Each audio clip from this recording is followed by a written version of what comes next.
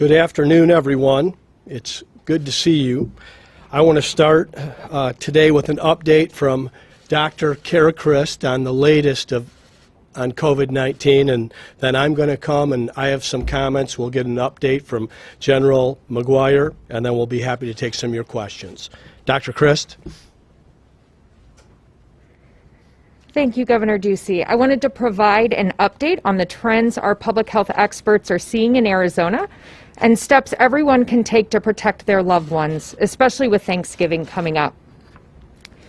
Arizona, like the rest of the nation, continues to see a concerning increase in cases, percent positivity, and COVID-19 patients in ICU and inpatient beds.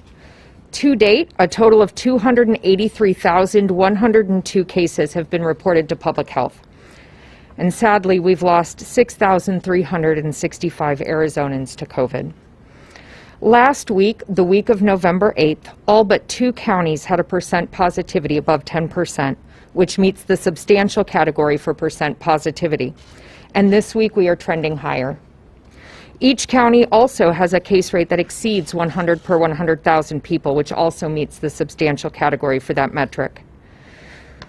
Our COVID-like illness metric is trending upwards, indicating increased visits to the emergency room and admissions to the hospital for COVID-19.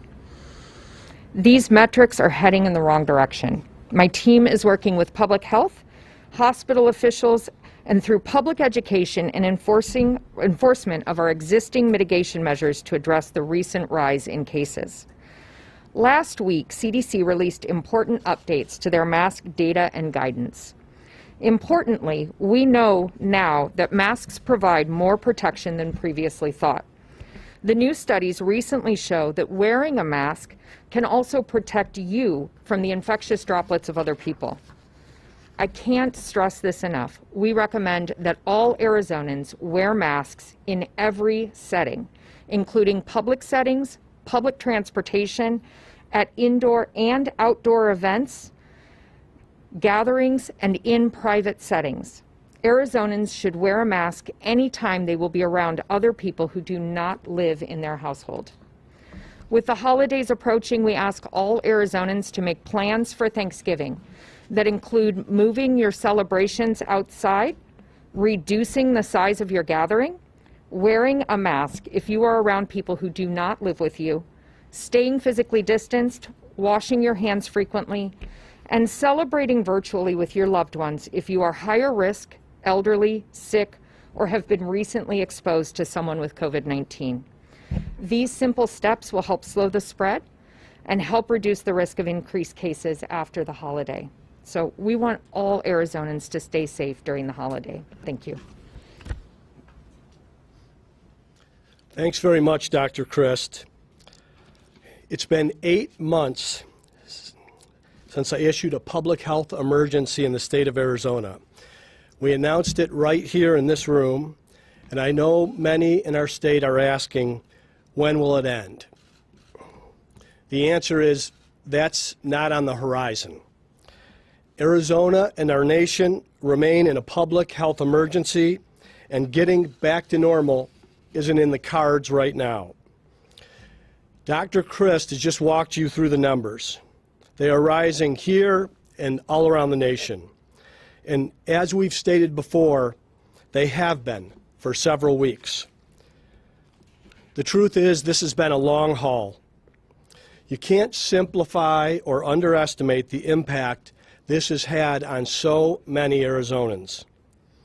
And so when I say we just aren't out of the woods quite yet, or that we need to redouble our efforts, I know that these are not easy asks, and I don't want to underestimate how big an ask it is.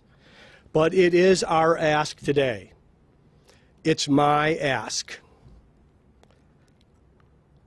Some straight talk. There are 2 extreme and distinct camps out there. One side wants to lock everything down. The other side thinks it's all a hoax. Both are loud and vocal. Most of the public isn't part of either camp. And by the way, neither am I. Masks work. Please wear them.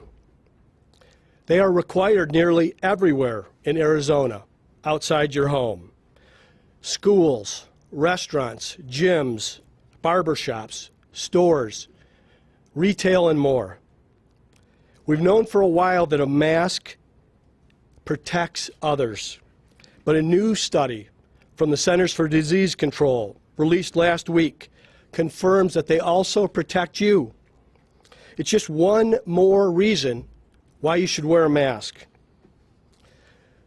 Many of the policies that we put in place over the summer are still in place today. Nearly 90% of the state is under a local mask mandate. And statewide, masks are required in restaurants, movie theaters, gyms, and more. Restaurants and movie theaters are operating at 50% capacity. Gyms are operating at 25% capacity. Bars have implemented mitigation strategies and transformed their operations to operate as restaurants. And if they haven't, they remain closed. And all of these establishments have implemented strict COVID-19 mitigation strategies, including physical distancing requirements, masks, and moving outside. And those remain in place. But there is more we can do to mitigate the spread and prepare.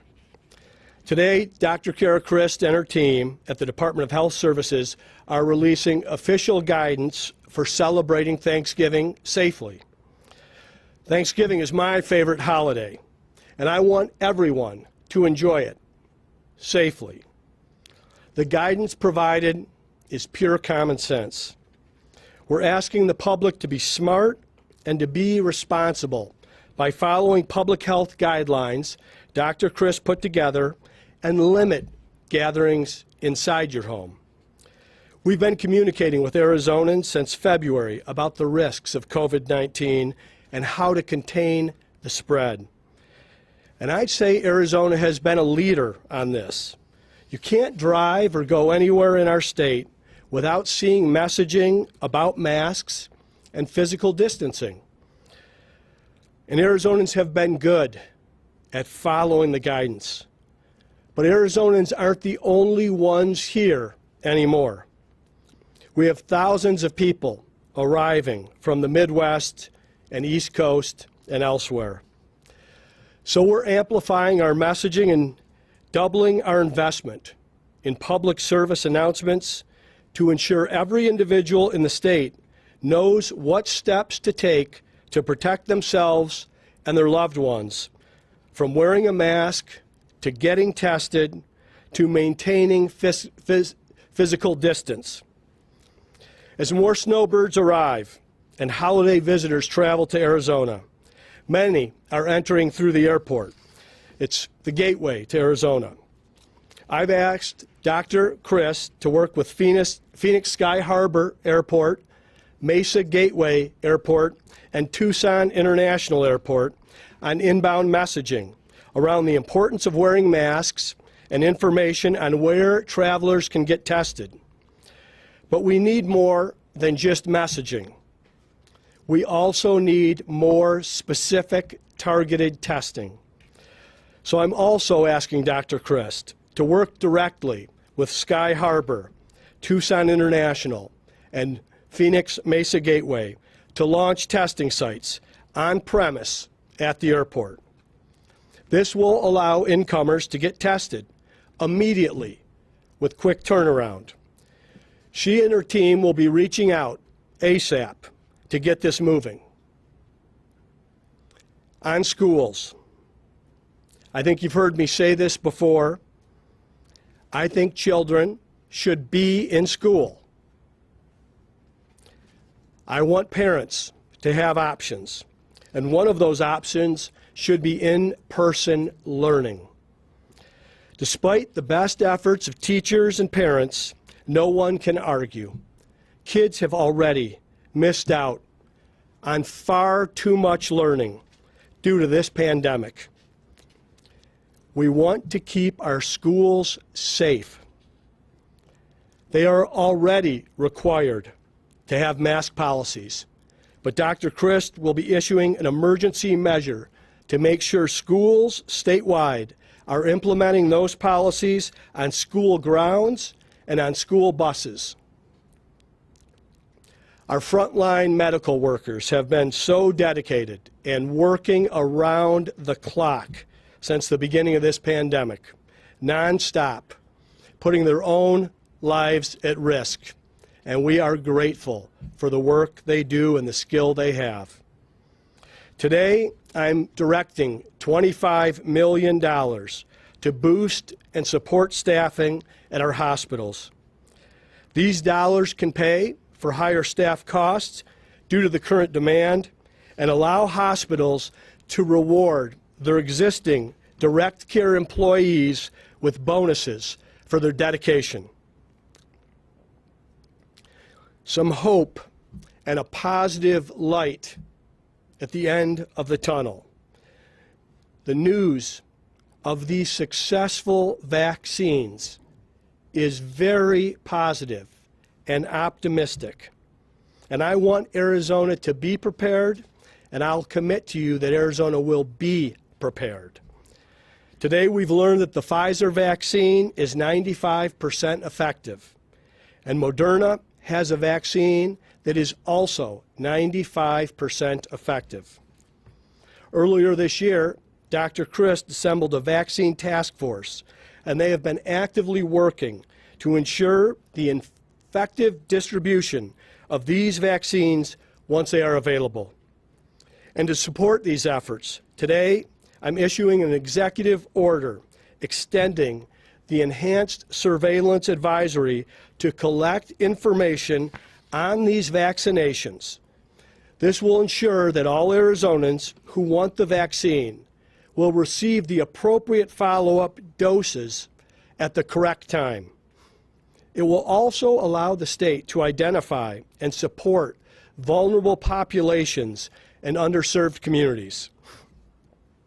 And I want you to know, in addition to this focus 100% on COVID-19 and the pandemic, there is good work going on across our state government. I was able yesterday to meet with some members of my cabinet, and I want to report on some of the work that's happening across our state. To minimize in-person interactions during the pandemic, the Department of Transportation has evolved to serve more customers online and over the phone. Partnerships with private sector companies also are leading to more opportunities for Arizonans to receive more services virtually. The Department of Corrections, Rehabilitation, and Reentry has partnered with Dr. Christ and her team to expand testing to all inmates and staff and implement mitigation measures, such as providing PPE and sanitation supplies. They've also utilized video teleconferencing to ensure staff collaboration and keep inmates connected with loved ones. At the Department of Veterans Services, Colonel Wandra Wright is implementing mitigation protocols at veterans' homes and facilitating connections between families and loved ones. The Department of Administration has collaborated with state and local election officials to help ensure safe elections. They've also increased COVID-19 testing to state employees and the public. And at the Department of Child Safety, Mike Faust and the agency and the dedicated state employees have prioritized maintaining vital in-person visits to carry out Arizona's commitment to strengthen families and achieve permanency for our children in need. Since March, these efforts have led to more than 3,000 kids being reunified with their families and more than 1,700 adoptions. And more than 730 members of our brave Arizona National Guard are deployed across the state responding to this pandemic, assisting public health efforts, protecting communities, and serving Arizonans. And with that, we'll get an update from Major General Mick McGuire. General. Thank you, Governor. Good afternoon. Thanks for giving me an opportunity to update the citizens of this great state on the activities of their neighbors, their classmates, their parishioners, our Arizona National Guardsmen. As many of you have heard me say, over the last 8 months, we have deployed nearly 1,000 of them just for this response alone. And as the governor mentioned today, just short of 730 of them are still on duty and intend to continue to serve the community with our primary lines of effort in food security and sustainment and the missions that we're doing in the food bank and food distribution to rural areas and tribal communities, and continue to use our small but mighty medical task force to work with nursing homes, tribal public health partners, school nurses, and the rest to quickly train them on the new antigen Binax Now test that's being distributed widely under the direction of Dr. Christ. And I know, over the last 8 months, there's been a lot of questions about how emergency management works, how we synchronize the forces of those incident command systems at the hospitals, in our EMTs and fire departments, paramedics, and police, and how we work with counties. And ultimately, our role as the middleman is to provide gap coverage and surge capacity. And I just want to let every Arizonan know, I couldn't be prouder of the way we've worked together with our local communities, with our state leaders that develop policy, and to put resources at the area of greatest need. And in the military, we understand that hope is the most important portion of what makes us successful. And we are not hopeless. We are confident that we have a vaccine in sight, we have a way to rapidly test folks and to keep those most vulnerable in our community safe, and every soldier and airman in the Arizona Guard is fully committed to supporting those most vulnerable. And look no further than our organization. 8 months, we have not taken a knee. Right now, of the 8,200 of us that serve, over that 8-month period of time, we have about a 3% infection rate for COVID-19.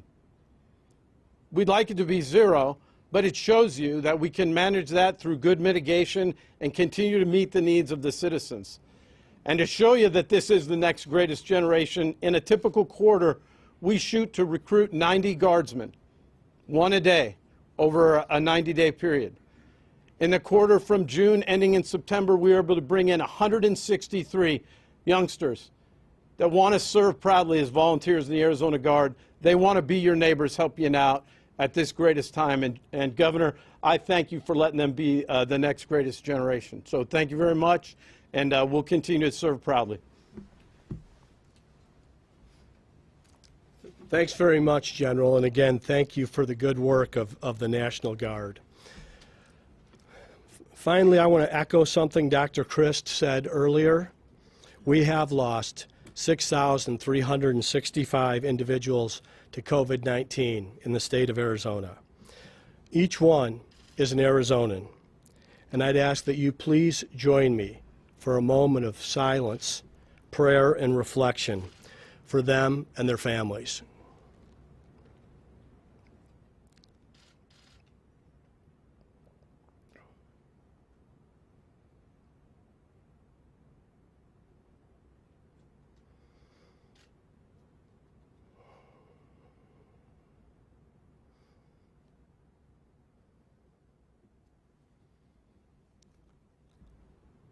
Thank you. And with that, we will take some questions. Patrick? Hi, Governor. I wanted to know what is stopping you from imposing a statewide mask mandate when there are areas like Graham County that don't have them and the cases there are rising rapidly? So, Stephanie, I want people to wear masks. Masks work. We have been putting dollars and resources to amplify the mask message. We've got 90% of our state under local mask mandates. And what I want to do is take something that I believe works, that we have confidence it does work, and make sure we have the widest and broadest compliance possible. And we've seen a lot of success with it at the local level where there is local buy-in and local leadership.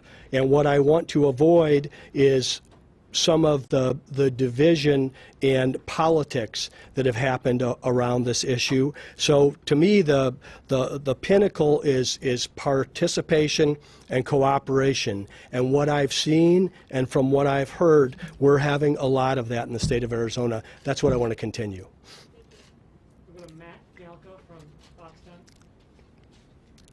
Governor, welcome back. Hi, Matt. Couple questions. I'll start with COVID.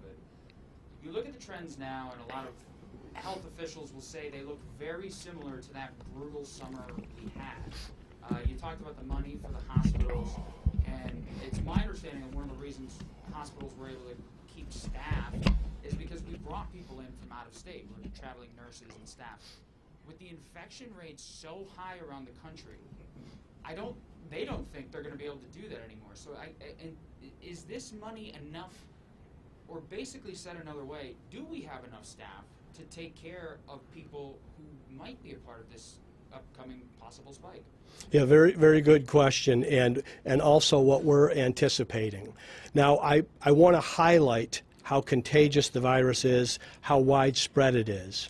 But when you are looking across the country to where Arizona is in comparison to what would be called the hotspot states, we're in a much different situation today. What we're anticipating is, just like we've been talking since August, why we put such a focus on the fall and flu shots and mitigations, is that we avoid those types of spikes going forward.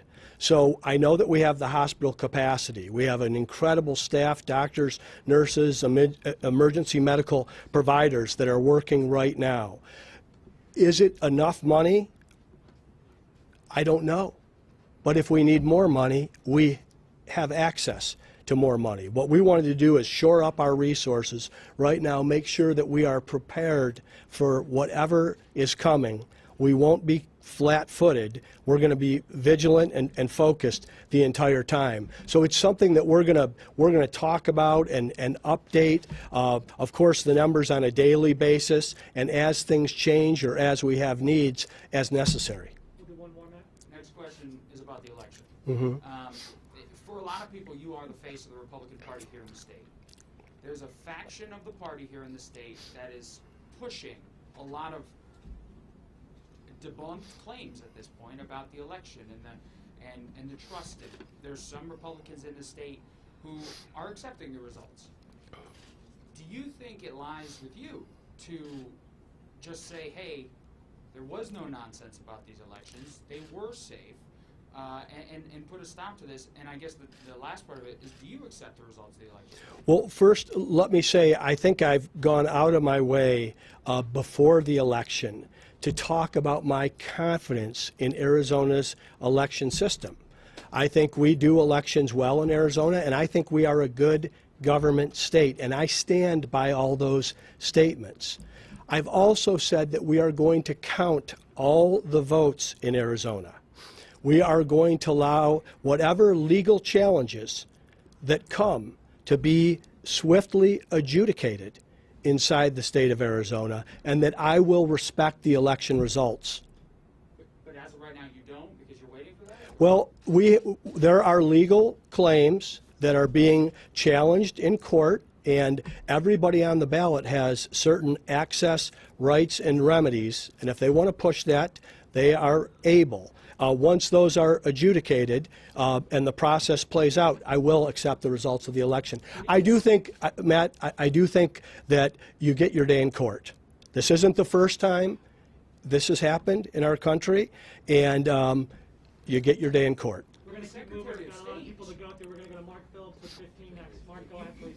You probably saw the Secretary of State says she's getting death threats because of these. So can I address that directly? Okay, that's unacceptable. Completely unacceptable, and I denounce any threats of violence against anyone in elective office or any Arizonan or American.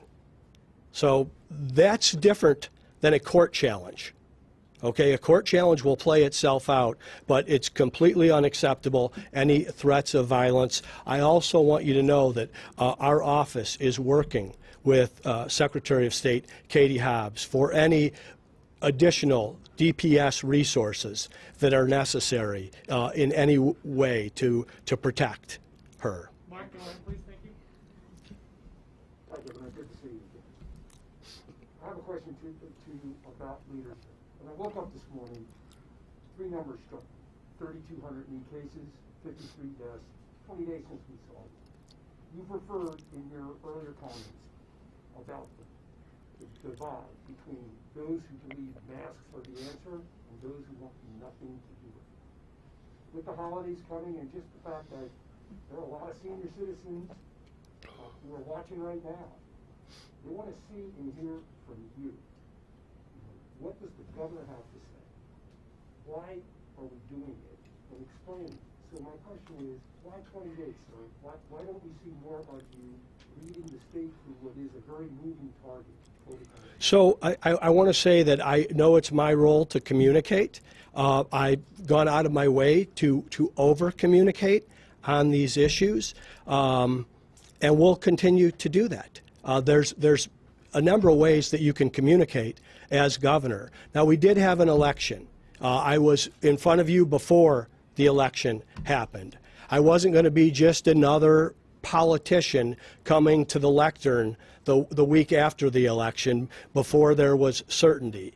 We still have some uncertainty left, but we've been communicating. Dr. Christ, who's our chief medical officer, has been out and about and in front of the press and doing media interviews, and she'll continue to do that. And I do think you should have an expectation that we communicate, and we'll continue to do that. I'd like to say, because I've heard and I'm listening to the media on this issue, we started to address this pandemic in this room 8 months ago. I've been in front of you 40 plus times since then. That's an average of more than once a week. Okay, and we'll continue to be in front of you. We're going to go to Zoom next. We're going to go to Peter Seymour from KTAR via Zoom. Peter, go ahead. I know you've been saying you want to keep everything as open as possible, of course, to keep the economy going, but what metrics would you need to see in the event we have to shut down bars, restaurants, schools, and gyms? How bad does it have to get before you would even consider that? So, Peter, I have said before that we're on the other side of the pandemic, and I think that has been misunderstood to a certain degree. I think we know a lot more today than we did in March and April. We also had a real concern about hospital capacity and PPE and ventilators, etc. And if you look at where Arizona is today versus where we were before the summer spike, you can see in hindsight that when we did have our surge in cases and hospitalizations, it was when we all came inside, by and large, in June, when we hit the triple digits. With the knowledge that we have, and also we did put declarative mitigation steps out there, from the opportunity to mandate masks, the fact that we reduced capacity inside our restaurants. For a period of time, our gyms and bars were shuttered. I never held a press conference after we got out of that danger zone to say that everything had been lifted, because it was not lifted. It was adjusted and moderated once we were out of the maximum challenge, so that we could operate safely inside a restaurant. Like I said, bars have been transformed into restaurants, otherwise they're not open. Gyms are at 25% capacity with people wearing masks, and the same with movie theaters. So I believe today, and we'll monitor, adjust, and change as necessary, but we've got the right mitigation steps in place, and we're going to keep pressing. We'll come back. We'll go to Howie. Hi, Governor. Let me come back to the have you seen any evidence in Arizona of fraud or deceit in the election? What I've said on this is there are challenges in front of the courts. I'm going to let the court process play out, but in terms of your question specifically, any widespread fraud or irregularity, that I've not seen. I've heard about it, but I've not seen it. I've not really briefed on the specifics of what court cases are going to be put in front of the court. And it's not just in Arizona. It's, I think, also in Pennsylvania, Michigan, and Georgia, both at state and federal level. I do think these should have the chance to be heard, and that whatever rights or remedies available to the campaigns that they want to pursue, it's their right to do that. Understood. There's one court case, and it has to do with whether you do an audit by precinct or vote center. Yet we have thousands, tens of thousands, particularly of Republicans, yelling about fraud. When are we going to hear from you to tell these people to shut the hell up because there is no evidence? Howie, I've said and I've bragged on Arizona's election process, that we're good at elections. We were one of the pioneers in terms of how we handle elections in Arizona. There are questions, and those questions should be answered. But I couldn't have been more emphatic in terms of how I think about Arizona elections and how we conduct them. The cases where there is evidence and it's in front of the court system are going to be heard. Thank you. I'm going to go to Michael for 12 News. Questions, and following up on that, I mean, with the silence that we've heard from you since Election Day, are you afraid that's leading to any more uncertainty when it comes to this? Because a lot of people look to you, as we mentioned, on guidance on whether or not we can trust our elections. And as I've said, we can trust our elections here in Arizona, and I'm going to respect the results of the election. But we are going to let the legal process play out. I have differentiated Arizona, and I do think because our system of mail-in voting started in 1992.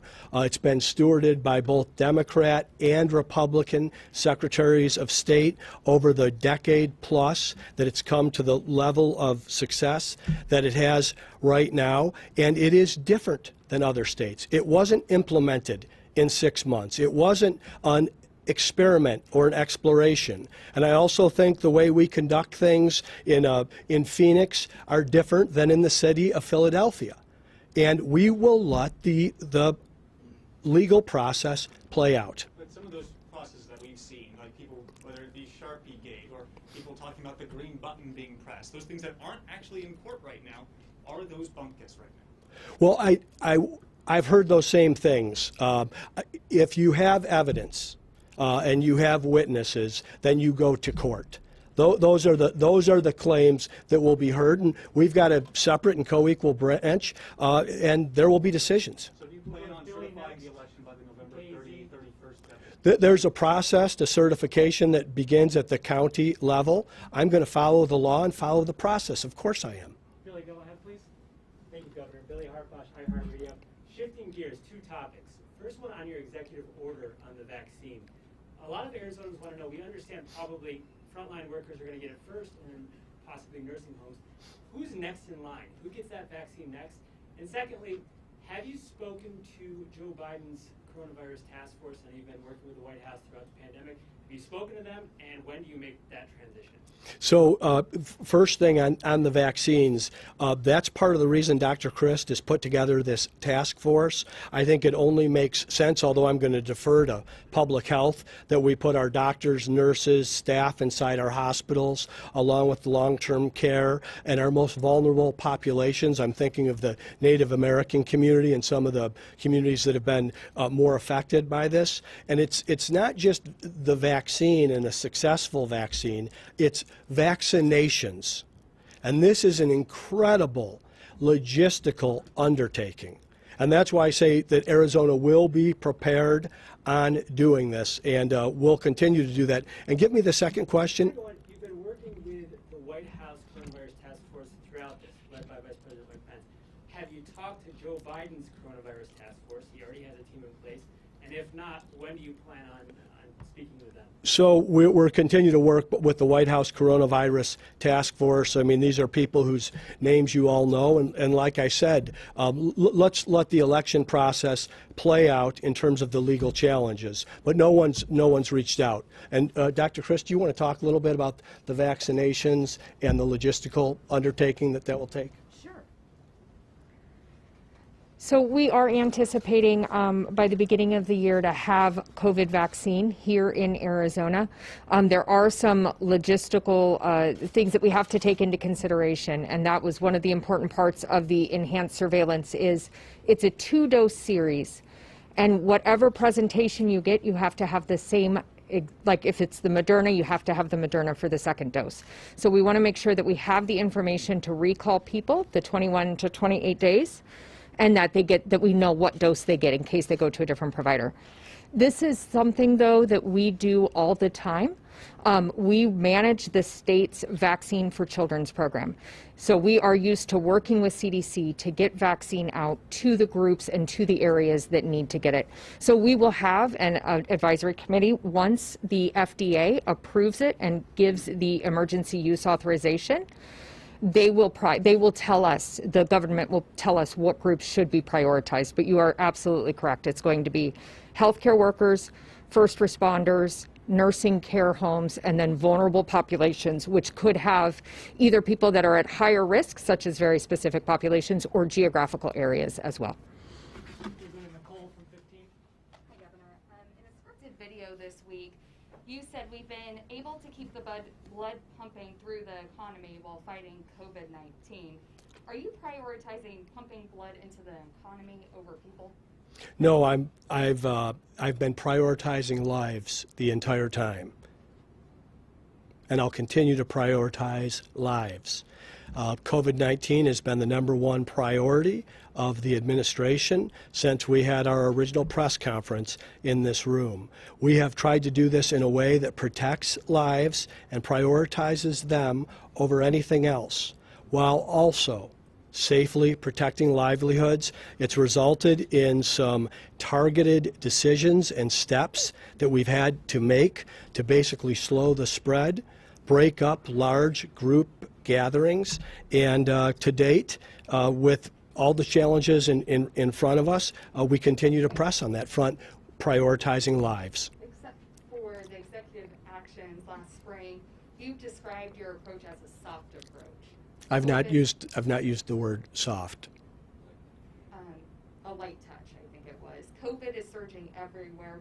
Why haven't you taken more aggressive measures? Can you tell Arizonans why you're not taking any more? Well, I take targeted measures. I want to do things in a way that will actually have an effect on public health, that will slow the spread, contain the spread where possible. So they've been targeted and they've been measured. They've not been willy-nilly. They've certainly not been political, and they haven't been guesses. They have prioritized public health. They've been in alignment with public health, and we've made the policy decisions. I've heard several people ask, have you ever tested positive for COVID-19? Last question, please. No, the question is, have I ever tested positive for COVID-19? The answer is no.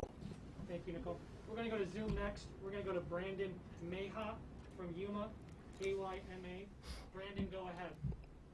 Hi there, Governor. Brandon Mayha from Yuma. You talked about action being taken at the airports. In Yuma, we border Mexico and California. A lot of travel within our region, too. Anything being done at the border checkpoints, the port of entries, to help mitigate this spread? Well, thank you very much, Brandon. And we have had, of course, communication with our partners on the Arizona-Mexico Commission in Sonora. We're aware of some of the real challenges that you've had in Yuma.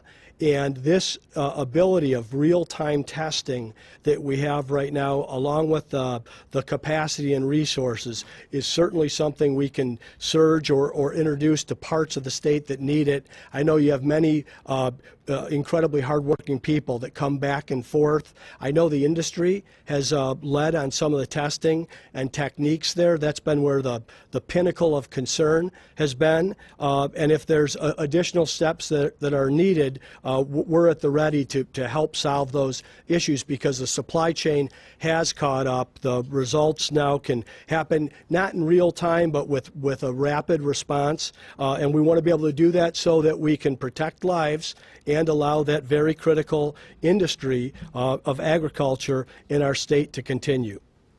We'll go to, back to the room here. Let's go to Bob Christie, and then we'll go to Telemundo. Bob with AP, go ahead. Governor, I want to go back to the mask thing. Back in June, when we saw this huge spike in cases, you were under incredible pressure from elected leaders across the state to do a statewide mask ordinance. You refused to do it. Instead, you allowed the cities to do it. Now that same chorus is coming back as we see another spike in cases and no longer have the staff to fully staff our ICUs if we have another explosion. Why won't you take the simple step of just issuing a statewide mask ordinance so that it's a blanket ordinance across the whole state? I mean, that's your role as a leader, and there's a lot of criticism of you out there this week and previously for not taking that simple step, which health officials say is so easy to do and so effective. I think the steps that we've put in place, the participation that we have, has got the maximum amount of compliance with Arizonans wearing a mask. In addition, it's nearly impossible to participate in our economy anywhere without wearing a mask. The decisions that I've made have been ones that I think would improve the situation and have more people wearing a mask. If I thought, as you suggest, that there was a magic wand or a silver bullet, I would seize it.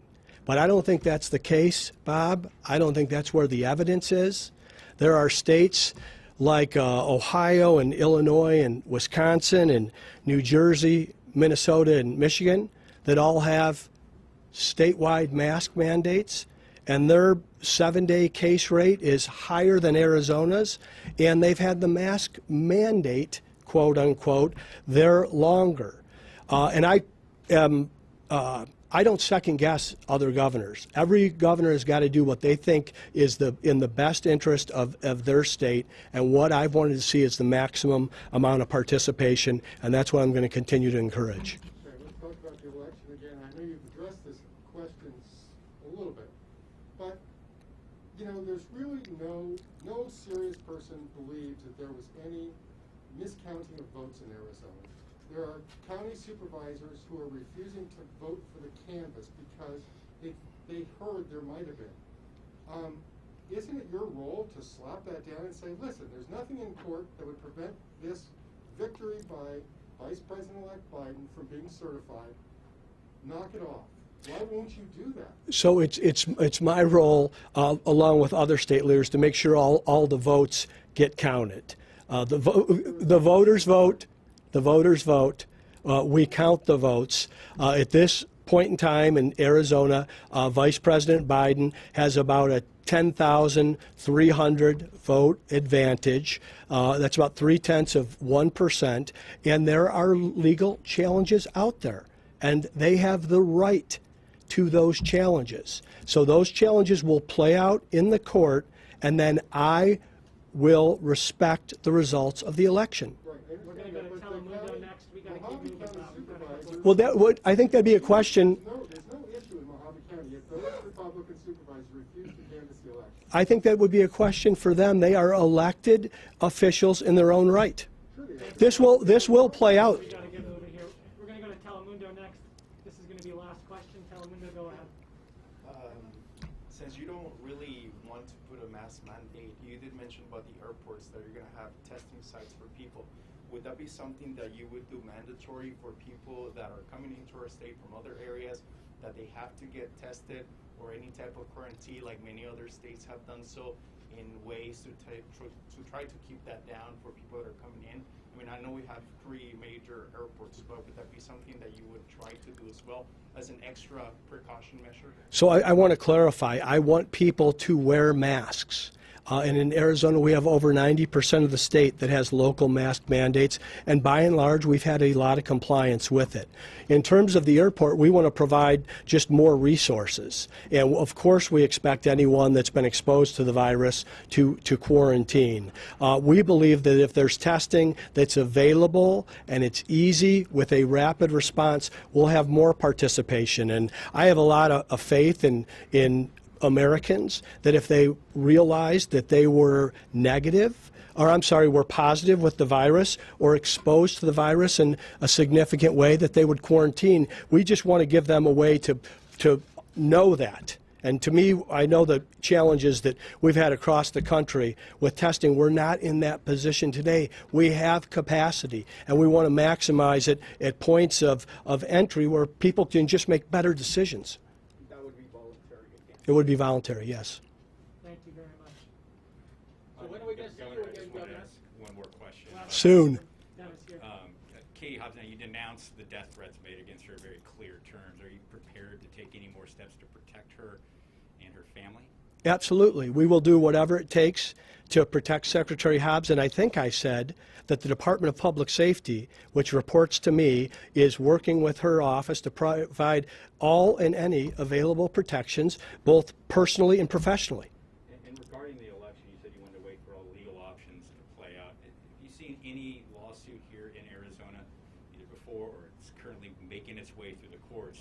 Do you see any legitimacy to any of these lawsuits? Well, Dennis, I mean, I think that lawsuit's actually being heard today with all the things that are on our plate. I'm not in the business of reviewing lawsuits. That's what our court system does. I have confidence in our court system and our judiciary.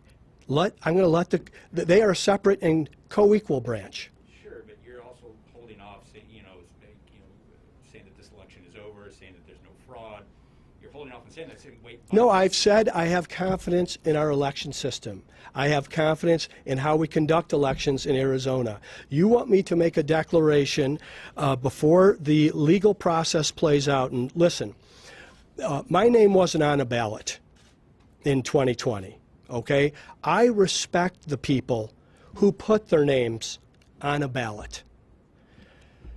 In our Senate race, the sitting senator was satisfied with the vote count, saw no legal irregularity that needed to go to the court, and conceded.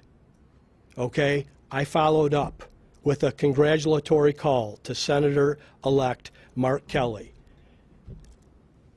In the race you're focused on, there are legal challenges. Let's let the legal challenges play out. Thank you very much, guys. We got to wrap it up here. But there's a legal challenge, and there's a right to a legal challenge. Because it's the same ballot doesn't mean that there's not a legal challenge. Thank you very much. We're going to do one more question. Governor, for all of the claims by some Republicans, some members of your party, the party did fairly well. So somehow, are you buying the theory that it was only the Trump campaign this thing was altered? Again, you're trying to put thoughts in my head and words in my mouth. I'm going to stand by the confidence I've projected in not only our election system but our judicial system. And these challenges, the availability of rights and remedies to be pursued and to be heard, they're going to have their day in court. So. Thank you very much, everyone. That's the time we have. We appreciate it. Thank you very much. So I want to close by saying thank you to everyone. Thank you to Arizonans for their commitment, for their good behavior, understanding that the virus is on the rise. And I think long before I came into office, someone said that the greater part of instruction is being reminded of things that you already know. So please, in redoubling your efforts, wear a mask, stay physically distant, wash your hands, and if you're sick, stay at home, and celebrate a safe Thanksgiving. Thank you all. Thank you. You're watching News Now.